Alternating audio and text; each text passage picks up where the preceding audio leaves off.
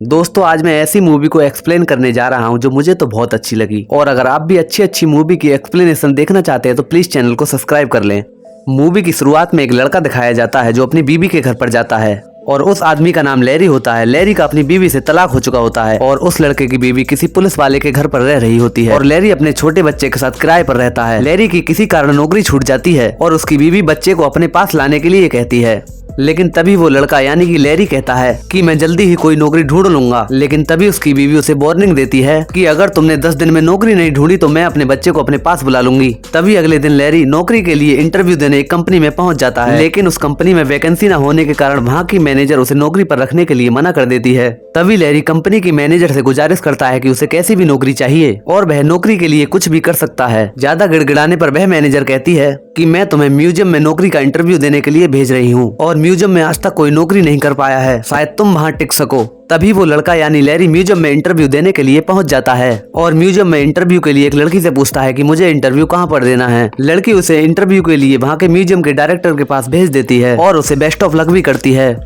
तभी म्यूजियम का मैनेजर वहाँ पर चिल्लाता हुआ उनके पास आता है और उनसे कहता है कि ध्यान रखो कि कोई भी बच्चा म्यूजियम की किसी भी चीज को हाथ न लगाए। थोड़ी देर बाद वो लड़का इंटरव्यू के लिए म्यूजियम के डायरेक्टर के पास पहुँच जाता है। तभी म्यूजियम का डायरेक्टर उस लड़के से पूछता है कि क्या ये तुम नौकरी कर पाओगे, और वह कहता है कि कोई भी आज तक इस नौकरी को नहीं कर पाया। तभी लैरी पूछने की कोशिश करता है कि कोई भी नौकरी यहाँ पर क्यों नहीं कर पाया। तभी डायरेक्टर के दोस्त उसकी तारीफ करते हुए कहते हैं कि तुम इस नौकरी को कर सकते हो और उसी वक्त वह डायरेक्टर का साथी उसकी नौकरी को पक्की कर देता है। तभी लैरी के चले जाने के बाद वह म्यूजियम का डायरेक्टर कहता है कि जिसकी हमें तलाश ही वह मिल गया। और तभी वहाँ का डायरेक्टर लैरी को अपने पूरे म्यूजियम की सैर करवाता है और उसे डराकर छोटा सा मजाक भी करता है और वह एक एक करके सभी जगह उसको घुमा देता है और फिर वो उसे ऊपर वाले छोटे से जंगल में ले जाता है जहाँ पर प्लास्टिक और मोम के बने हुए सभी जानवर होते हैं। तभी लैरी की नजर एक छोटे से बंदर पर पड़ती है और लैरी उसे देखकर कहता है कि देखो ये बंदर कितना क्यूट है। तभी डायरेक्टर कहता है कि जितना क्यूट है उतना शैतान भी है। ये बात सुनकर लैरी अचानक चौंक जाता है और तभी वह लैरी को म्यूजियम की सबसे खास जगह पर ले जाता है और लैरी से कहता है कि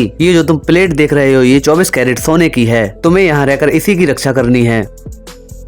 और वह अगले दिन से ही उस लड़के को ड्यूटी पर आने के लिए कह देता है। तभी लैरी घर आकर अपनी बीवी को फोन करता है कि उसको नौकरी मिल गई है, उससे अब बच्चा छीनने की कोई जरूरत नहीं। और वह अगले दिन शाम होते ही म्यूजियम में पहुंच जाता है। म्यूजियम का डायरेक्टर उसे चाबियां और टॉर्च देता है और कहता है कि चाबियों का सही से ध्यान रखना। और तभी बैग में से एक छोटी सी किताब को निकालकर लैरी को देता है और कहता है कि 10 बजने से पहले इसको अच्छे से पढ़ लेना। लेकिन लैरी किताब को कोने में फेंक देता है और म्यूजियम के माइक से मजे लेने लग जाता है और ऐसा करते करते उसे कुर्सी पर ही नींद आ जाती है और सोते सोते वह नीचे गिर पड़ता है। तभी उसकी आंख अचानक खुल जाती है और वह देखता है कि हड्डियों वाला डायनासोर अपनी जगह से गायब होता है और इसे वो सिर्फ एक मजाक समझता है और डायरेक्टर को आवाज लगाता है कि उससे मजाक करना बंद करे और उसे देखने के लिए वह इधर उधर ढूंढने लगता है। तभी लैरी बैटरी जलाकर वह चीज देखता है। उसे देखकर उसकी बैटरी नीचे छूटकर हाथ से गिर जाती है। वह देखता है कि हड्डियों वाला डायनासोर एक कंकाल की तरह उसके पीछे पड़ जाता है। वह उससे जान बचाने के लिए इधर उधर भागता है और मदद के लिए दरवाजे को खोलने के लिए भी पुकारता है। और तभी वो गुस्से से लाल होकर म्यूजियम के डायरेक्टर को फोन करता है और उसे सारी बात बता देता है।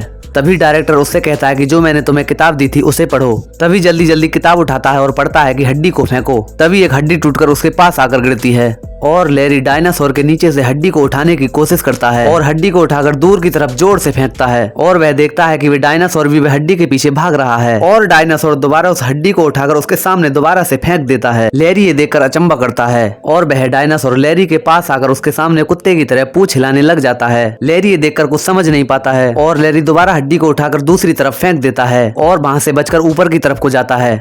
तभी वह ऊपर को नजर उठाकर देखता है कि बहुत बड़ा हाथी दूसरे फ्लोर पर टहल रहा होता है और दूसरी तरफ एक गेंडा निकल कर आ जाता है और म्यूजियम में सारे पक्षी जीवित हो जाते हैं और देखते ही देखते म्यूजियम में जितनी पुरानी चीजें होती हैं सारी वह जीवित हो उठती हैं। लैरी के समझ में कुछ भी नहीं आ रहा होता है। तभी देखता है कि कुछ योद्धाओं की टोली उसके मारने के लिए पीछे पड़ जाती है और वह जान बचाकर वहां से भाग जाता है और सही टाइम पर लिफ्ट का गेट बंद हो जाने के कारण उसकी जान बच जाती है। तभी लैरी उन लोगों से बात करने की कोशिश करता है जो कई सदियों पहले मारे जा चुके थे और उन्हें जिंदा देखकर उनसे ही पूछता है कि तुम लोग जिंदे कैसे हो गए। तभी लैरी दूसरे निर्देश को पढ़ता है कि शेरों का दरवाजा सही समय पर बंद कर दो वरना वो तुम्हें खा जाएंगे और शेरों का दरवाजा खुला देखकर वह डर जाता है क्योंकि वहाँ जो रबड़ और मोम के जीव थे वो सभी जीवित हो उठे थे। और तभी शतरमुर्ग उसके चोंच मारने लग जाता है। तभी वह गलती से आगे की बजाय पीछे से गेट बंद कर देता है और वह गलती से उस जंगल के अंदर ही बंद हो जाता है और उन जानवरों से पागलों की तरह बातें करने लगता है और उनको बातों में फंसाकर बड़ी तेजी और चालाकी से वहाँ से चाबी उठाकर भागता है और वह गेट से बाहर आने में सफल हो जाता है। लेकिन जैसे ही उस गेट का ताला लगाने के लिए अपनी जेब से चाबी निकालता है तो देखता है कि उसकी चाबियां गायब हैं। और तभी वह किताब के अगले निर्देश में पढ़ता है कि उसकी चाबियां एक बंदर के द्वारा निकाल ली गई हैं और उसे बंदर के हाथों में चाबियां दिख भी जाती हैं। तो मूवी के अगले सीन में दिखाया जाता है कि बंदर उसकी चाबियां लेकर भाग जाता है और उस बंदर के पीछे भागते भागते वह लड़का म्यूजियम में आकर देखता है कि जिन लोगों को वो समझा कर गया था उन लोगों में दोबारा से लड़ाई हो चुकी है और वो ये देखकर बहुत ज्यादा परेशान हो जाता है। और तभी वो बंदर उस म्यूजियम की खिड़की का दरवाजा खोलने की कोशिश करता है और आखिरकार उन खिड़कियों को खोल भी देता है और वो खिड़कियां खोलकर वहां से भाग जाता है। तभी वो लड़का सही सही जगह पर पैर रखते हुए आगे बढ़ता है ताकि कोई छोटा सा इंसान पिच ना जाए। और तभी वो लड़का म्यूजियम के नीचे वाले फ्लोर पर आता है और आदि मानवों को देखता है कि सभी आदि मानव अपने सिर पर आग लगाए हुए हैं और वो उनकी आग बुझाने के लिए कार्बन डाइऑक्साइड का प्रयोग करता है और धीरे धीरे करके सभी आग को बुझा देता है। तभी उसी लड़के को उस मंकी के हाथ में अपनी चाबियां दिख जाती हैं और चाबियों को लेने के लिए दोबारा से उसके पीछे भागता है। तभी मूवी में पता चलता है कि उनमें से एक आदि मानव निकलकर बाहर कूद जाता है और ये बात लड़के को पता नहीं होती है। वो लड़का तो मंकी से चाबी छीनने में लगा हुआ होता है और चाबी छीनने के चक्कर में उस लड़के और बंदर में मारपीट होने लग जाती है। इस हरकत को करते हुए वो मोम का प्रेसिडेंट उन्हें देख लेता है और तभी वो प्रेसिडेंट बंदर से चाबी लेकर उस लड़के को दे देता है। तभी वो लड़का उससे कहता है कि मैं यहाँ कल से नौकरी बिल्कुल भी नहीं करूंगा, चाहे कुछ भी हो जाए। तभी वो लड़का उन्हें छोड़कर जाने लगता है। तभी उस लड़के की नजर एक खुली हुई खिड़की पर पड़ती है। खिड़की खुली देखकर वह लड़का बहुत ही डर जाता है और खिड़की के बाहर देखने पर देखता है कि एक आदि मानव म्यूजियम के बाहर घूम रहा होता है। और तभी वो सूरज की तरफ देखता है कि सूरज निकलने ही वाला होता है और तभी उसी आदि मानव को बचाने के लिए वह लड़का भागते हुए नीचे जाता है। और जैसे ही वह म्यूजियम के गेट पर पहुंचता है और देखता है कि सूरज की पहली किरण निकल चुकी होती है और उसके सामने ही वह आदि मानव भस्म हो जाता है। ये देखकर लड़का बहुत ही ज्यादा दुखी हो जाता है। तभी उसका लड़का अपने दोस्तों के साथ म्यूजियम को देखने के लिए आते हैं और उसी वक्त उस म्यूजियम का मैनेजर उस लड़के को डांट लगा रहा होता है और उस लड़के को नौकरी से निकालने के लिए कहता है। तभी उस लड़के के दोस्त ये सब होते हुए देख लेते हैं और उससे कहते हैं कि तू क्या खाक म्यूजियम दिखाएगा, तेरे पापा को तो पहले से ही नौकरी से निकाल दिया गया। और ये सब सुनकर लड़का भी वहाँ से चला जाता है। तभी लैरी म्यूजियम के मैनेजर से गुजारिश करता है कि वो उसे नौकरी पर रख ले, आगे से कोई गलती नहीं करेगा। तभी मैनेजर उस लड़के को आखिरी मौका देते हुए उस नौकरी पर रख लेता है। तभी लैरी अपने लड़के से मिलने के लिए उसके घर पर जाता है और उससे कहता है कि वह आज तुम्हें म्यूजियम दिखाने के लिए ले जाएगा। तभी लड़का अपने पापा से कहता है कि जब तुम्हें नौकरी से निकाला गया था तब मैं वहाँ था। तभी लैरी बताता है कि मुझे दोबारा से नौकरी पर रख लिया गया है और अगली रात को म्यूजियम में आकर देखता है कि म्यूजियम बंद हो चुका होता है लेकिन वो लड़की वहीं पर बैठी होती है। तभी लड़का उस लड़की से कहता है कि म्यूजियम का गेट बंद होने वाला है और तुम्हारे जाने का टाइम हो गया है। तभी लड़की उस लड़के से कहती है कि मुझे इसके बारे में अभी और जानना था और इसीलिए मैं इतनी देर तक रुककर ये सब सोच रही थी। लेकिन तभी लड़का उस लड़के को पीछे से आवाज लगाता है और कहता है कि अगर इस लड़की के बारे में तुम्हें जानना है तो खुद तुम इसी से पूछ सकती हो। लड़की ये बात सुनकर उस पर हंसने लग जाती है। तभी लड़का उस लड़की से बताता है कि रात को सभी चीजें जाग जाती हैं और उसे जागने के बाद तुम उससे सीधे ही पूछ सकती हो।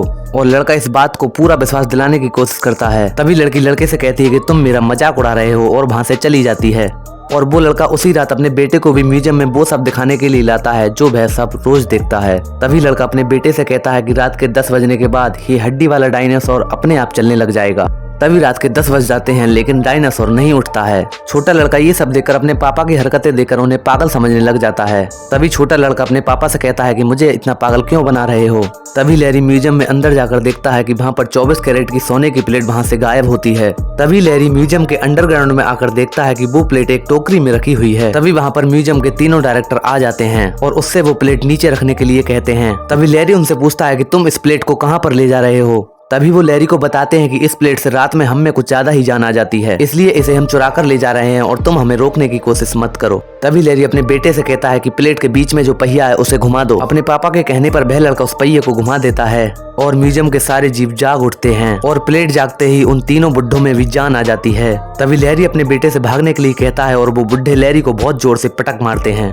तभी वो तीनों बुड्ढे उस प्लेट को ढूंढने के लिए लग जाते हैं और उसी वक्त म्यूजियम के सारे जानवर म्यूजियम से बाहर जाने लगते हैं और वो तीनों बुड्ढे प्लेट छीनकर लैरी को म्यूजियम में बंद करके चले जाते हैं। और जहाँ वे उस लड़के को बंद करके जाते हैं वहाँ पर उस महाराजा की मम्मी होती है जो बाहर निकलने की कोशिश कर रही होती है। लैरी ये देखकर उस मम्मी की ओर भागता है और वहाँ जाकर उस महाराजा की मम्मी को वहाँ से आजाद कर देता है। तभी उस ताबूत में से उस राजा की मम्मी निकलकर बाहर देखने लगती है और वह अपने ऊपर लिपटी हुई पट्टी हटाकर वह राजा अपने असली रूप में आ जाता है। तभी लैरी राजा से बताता है कि तुम्हारी सोने की प्लेट वो यहाँ से चुरा कर ले गए और मुझे वो प्लेट वापस लाने के लिए यहाँ से निकलना होगा।